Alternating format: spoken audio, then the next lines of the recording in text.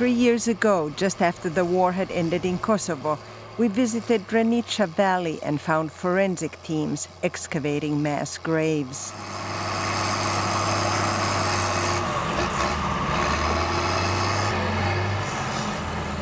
Thousands of Albanian husbands and sons, as well as some mothers and daughters, had gone missing during the fighting.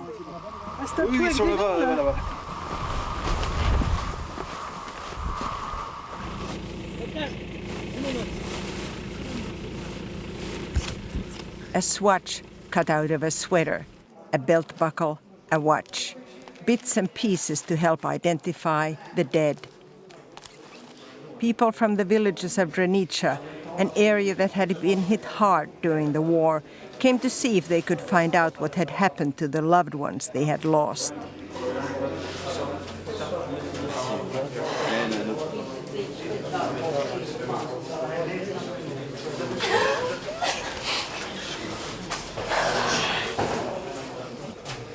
A fragment from a familiar sweater.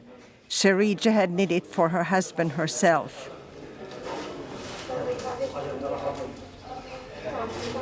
Now Sherija knew that the child she was expecting would never see its father.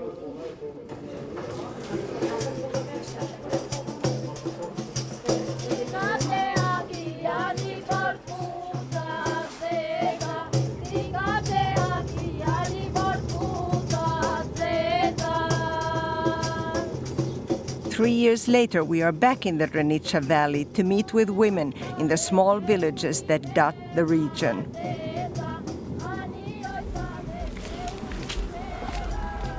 We find Sherija in the household of her dead husband's family.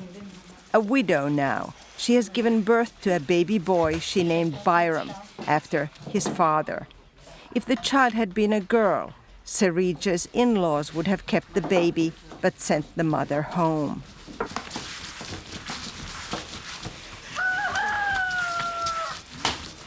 The ancient Albanian codes of conduct, also called the laws of the Kanun, tell people how to behave. Sherija and her sisters-in-law follow the social rules as instinctively as they shape a traditional pite pie.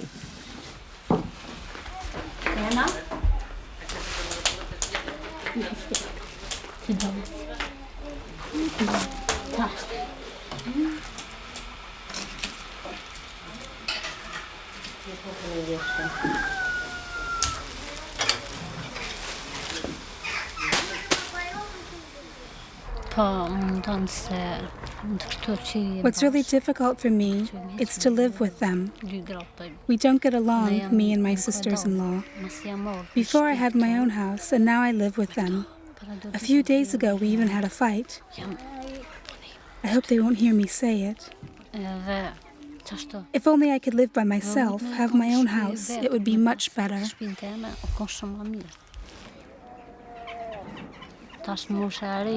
I'm still young. To be without him is really difficult. No, I'll never remarry. Never.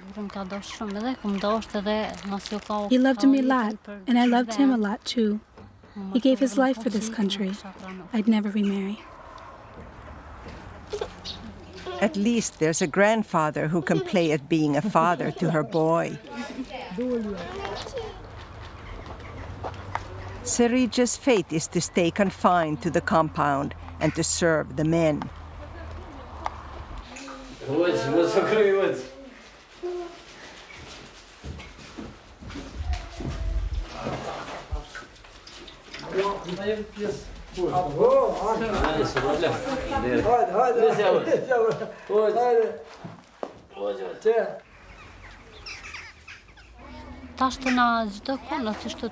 That's what it's like everywhere for women, especially for us in the villages. We can't go out, for example, with a kid who's sick. A man has to go along with us.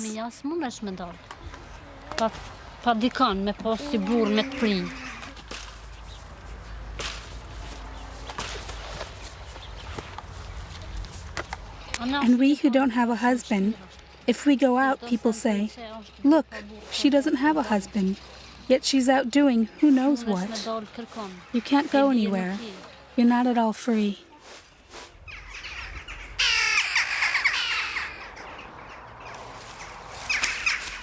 We find another war widow we met before. 3 years after she lost her husband, Sophie lives alone with her 2 daughters. She grows corn on land that belongs to her husband's family. The customary code doesn't allow her to inherit land. Afraid of what the neighbors might say, she even sends someone else to pick up the 50 euros in social aid that war widows get each month. Timidity rules a family without a man.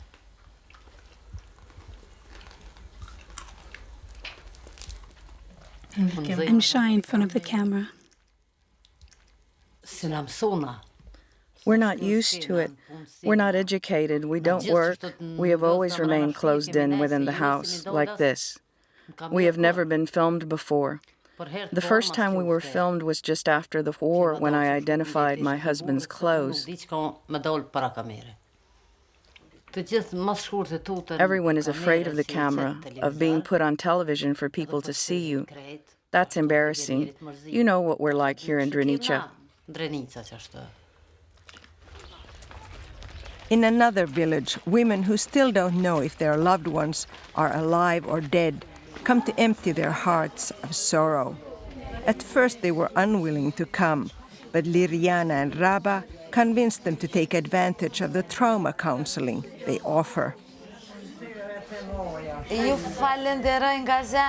I thank you from the bottom of my heart that you could leave your home and your kids for a while and come to the center. Most of you have lost your sons, husbands, your loved ones. Nothing can make up for your loss. We're trying to have you meet for 2 hours a day so that you can share your thoughts and your pain with each other.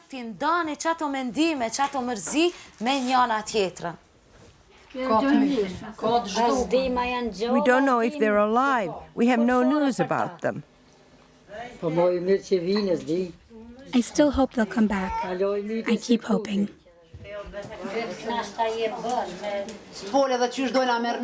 But let's talk about the future.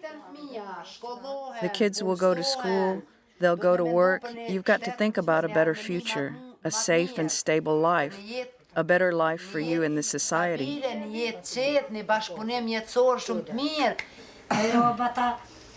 Yes, but Raba, the men have always been the pillars of our household. But now women have to support the household, and without a woman, a home wouldn't be a home. Show me a man who can manage a household by himself. The women leave with a sense of self-worth that opens up new horizons. After going to school for only a few years, Shkurte, Sophie's daughter, stayed at home to help her mother. Instead of learning to read and write, she learned to abide by the codes of conduct that say a girl doesn't deserve to get an education. At an age when they should already be getting married, Shkurte and many other young women like her are given a chance to catch up at a literacy course organized with international aid.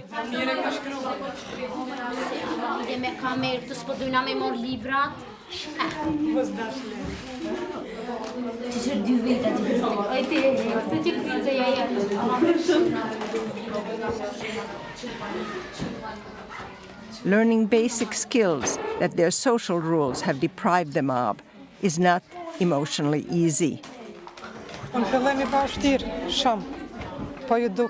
the beginning, it was very difficult for them. They considered it humiliating because they had left school very young. They felt different from other girls. But now it's good, and every day it gets better. With each letter they learn, the young women gain new self-confidence. The teacher, however, is burdened with a private sorrow. I had lots of hope before.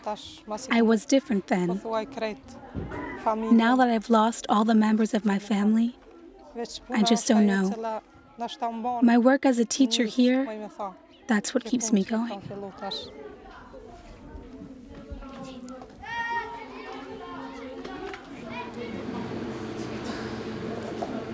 Some young women may have professional aspirations, but all of them know that sooner or later they will be given away as a bride. Today is Presa's turn.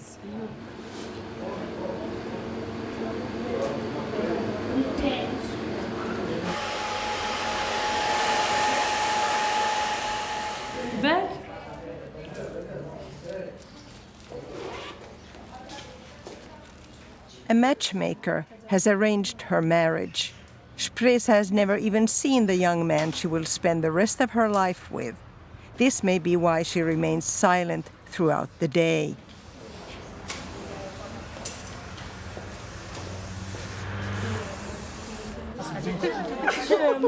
The village women gather in the yard to say goodbye to Spresa. Indoors, the mood is melancholy, not because her daughter is leaving, but because the family still mourns a son who was killed in the war.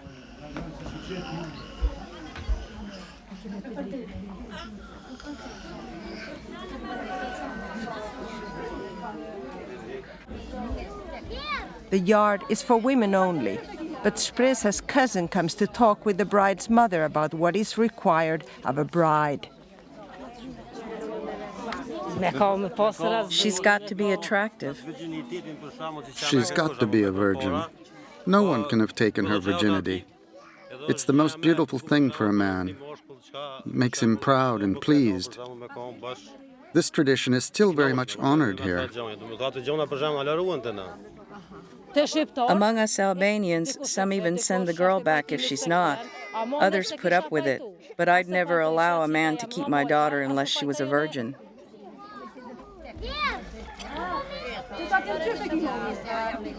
In the time of communism, the way of life was different. I picked my husband. No one else knew him, and we got married without a wedding party.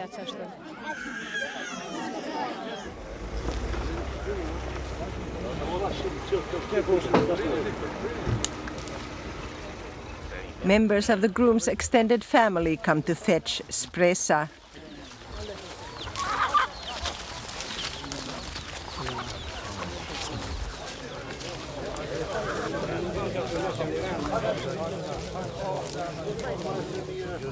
True to custom, the men of the two families get together outside the walled-in house where the women are.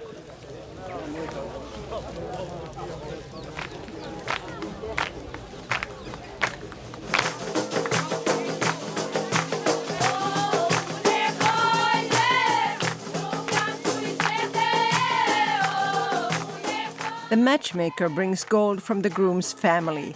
Spresa's future father-in-law borrowed the equivalent of his annual salary as a policeman to pay the price of a wife for his son. According to tradition, gold is the one asset a woman is allowed to own, unlike houses and land.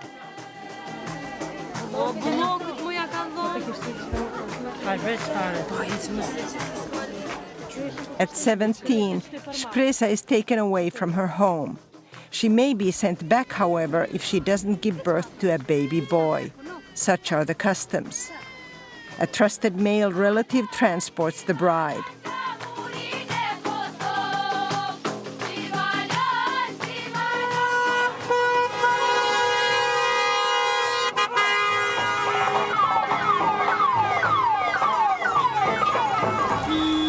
Very soon, Spresa will be united with Bujar. At 20, he has already fought a war, but he has never yet seen his bride. The two will meet for the very first time.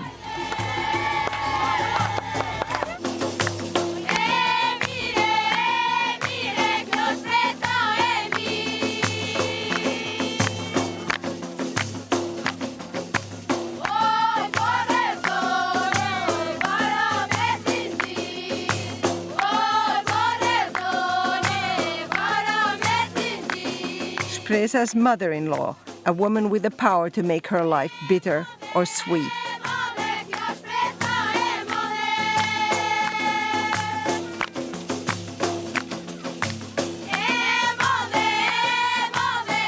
At the threshold of her new life, Spresa invites sweetness in with hands dipped in sugar water.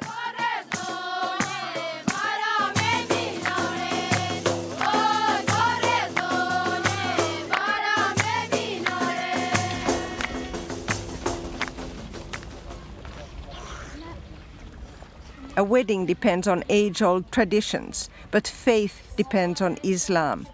The attempts to crush the religion of most Kosovo Albanians failed. The mosque in Chires has been rebuilt and the faithful are back.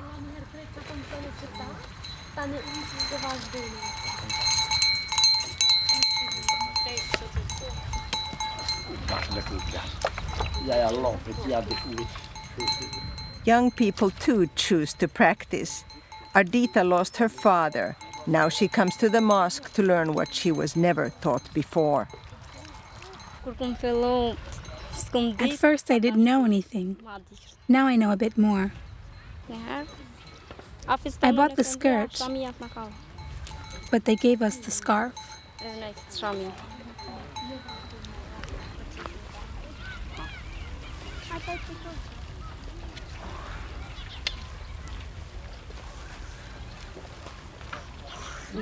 Why do you wear the scarf? Because if I'd show my hair, I might burn in hell.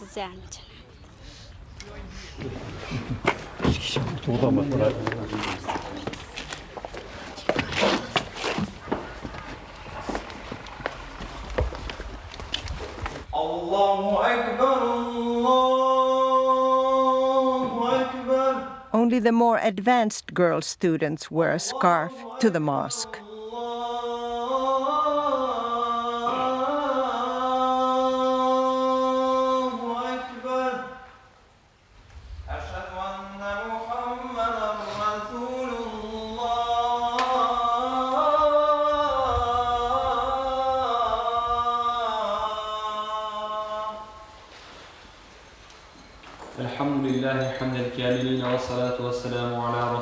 Especially in the countryside, the resurgence of Islam unites the young and the old, women and men. During the communist era, we weren't allowed to fast. Workers were told, either you stop fasting and praying, or you'll lose your job. Now everything's all right with religion.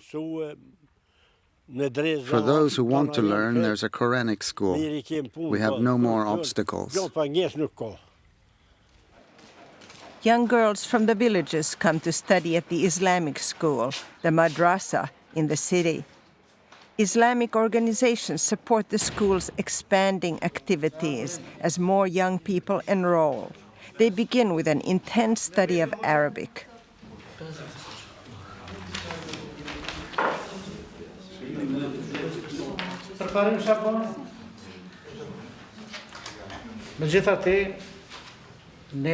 We will try to learn the Arabic language as well as we can because you all know that Arabic is the key to learning about Islam and all the other subjects you're studying here. And it's also crucial to becoming a good imam and a good believer.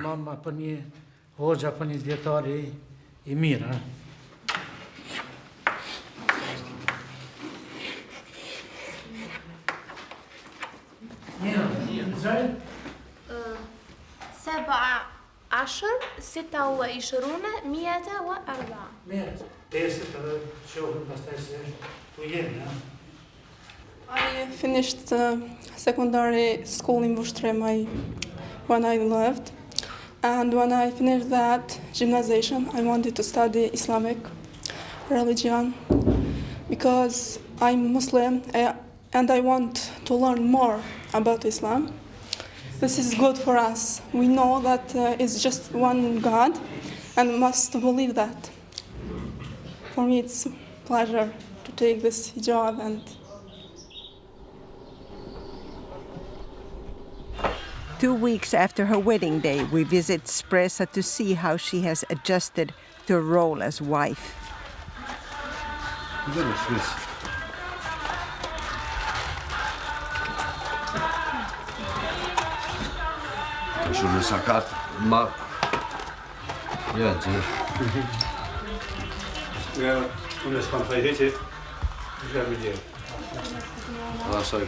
The father-in-law was a freedom fighter during the war. He believes in the traditional codes of conduct and in Islam. He does not require his women to wear a scarf, although he approves when other women do so. The number of girls who wear a scarf has increased. There's nothing bad about this. It's part of our religion.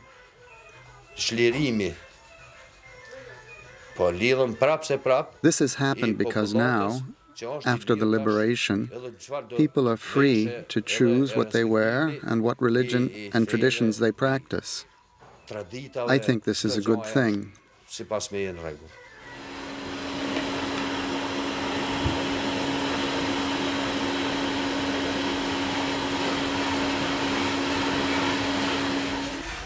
Shpresa remains mute. Only after she gives birth to a child will her words count. Even on the subject of children, the father-in-law speaks out on behalf of everyone. In normal times, 3 or 4 kids is enough. But in the old days, we had to have big families with many children because of all the wars we had to fight.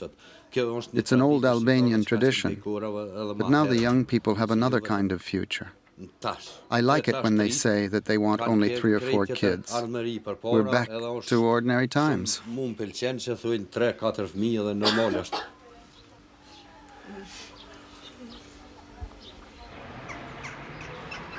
Women from the villages come to give birth at this hospital that has been rehabilitated with international money.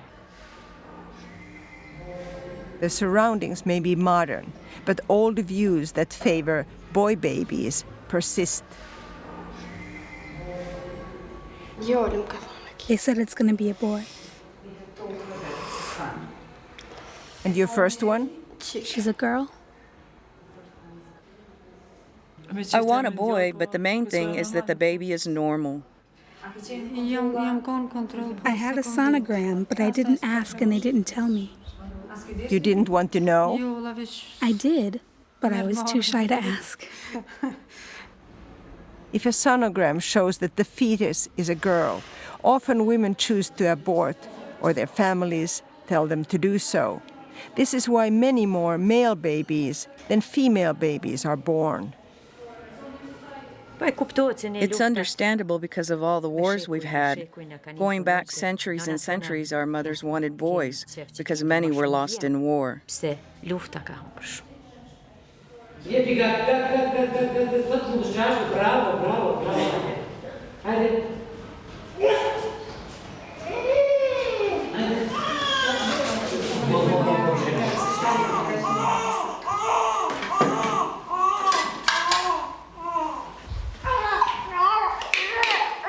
Women give birth alone. No men or family members are allowed in the maternity ward.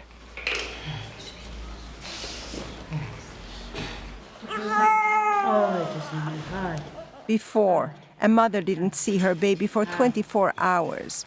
Now nurses assist the mother in bonding with her baby immediately after birth.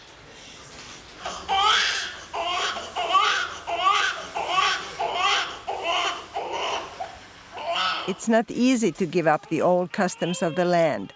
Although women are instructed not to swaddle newborns, babies are often packaged into a bundle.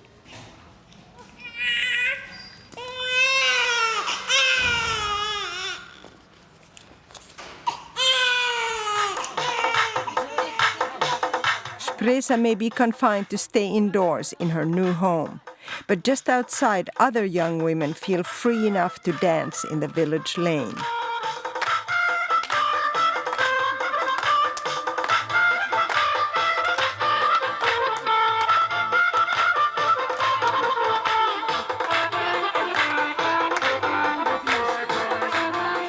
Dance steps for a new kind of life.